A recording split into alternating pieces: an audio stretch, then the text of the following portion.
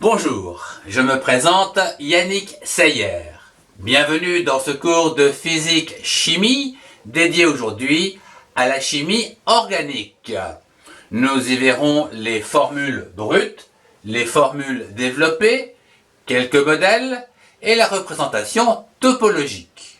En fin de cours, je vous rappellerai donc les racines des mots, à savoir donc les préfixes et les suffixes. Réaliser une combustion dans l'air d'un composé permet de savoir si ce dernier est un composé organique.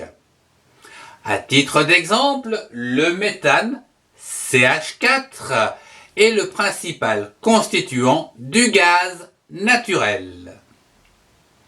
S'il y a assez de dioxygène, comme ici, nous pouvons constater une combustion complète comme le montre cette réaction.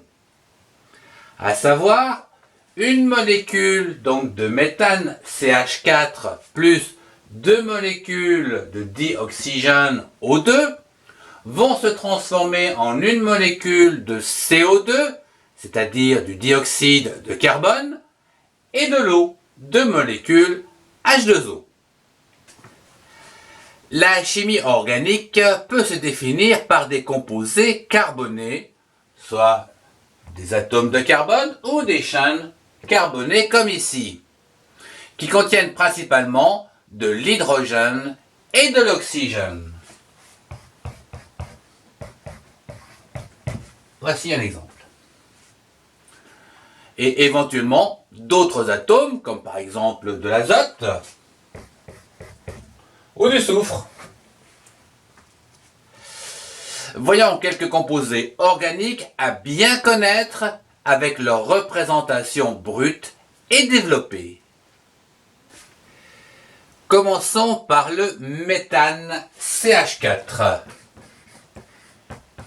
Donc, méthane qui a pour formule brute CH4.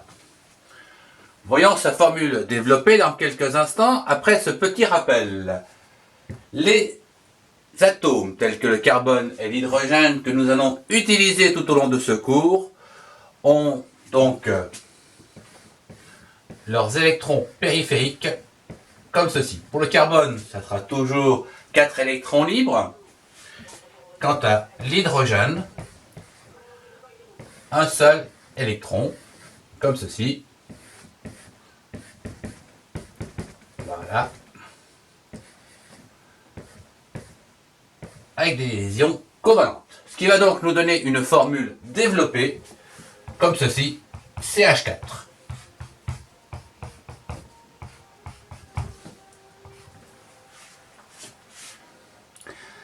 Et voilà une représentation donc, de cette molécule, donc, qu'on peut voir ici au tableau. Voilà. C'est un schéma ou un modèle. C'est un modèle conceptuel de cette molécule de CH4, le méthane. Nous venons de voir donc un atome de carbone. Voyons avec deux atomes de carbone, c'est-à-dire l'éthane, C2H6. Alors, l'éthane, dont la formule brute C2H6, qui va donc nous donner une formule développée comme celle-ci. Donc CH3 ici et CH3 par là. Sa représentation, ou du moins son modèle moléculaire, pourrait ressembler à ceci. Nous avons vu un atome de carbone, deux atomes de carbone. Voyons le troisième atome de carbone qui se nomme un propane. Alors, le propane, voilà, dans la formule brute, c'est C3H8 que nous allons représenter ici, donc, comme ceci, en formule développée.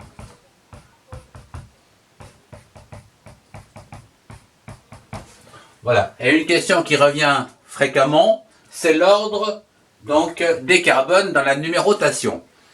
En fait, lorsque vous avez une molécule, il vous suffit de mettre la chaîne carbonée la plus longue, et à partir de quoi vous pouvez donc la numéroter.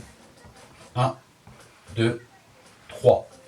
Ici, on en a 5, c'est la chaîne la plus longue. 1, 2, 3, 4, 5. Après, en fonction de certains constituants, l'ordre peut être dans un sens ou dans l'autre. Bien, mais ça fait partie d'un autre cours. Continuons les chaînes carbonées avec le C4H10, le butane. Le butane, donc C4H10, ça c'est la formule brute.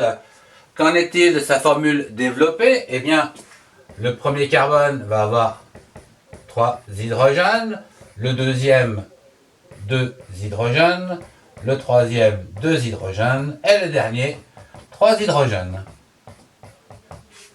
Ce qui fait bien C4H10. Après le butane, vous avez le pentane, un C5H12. Le pentane,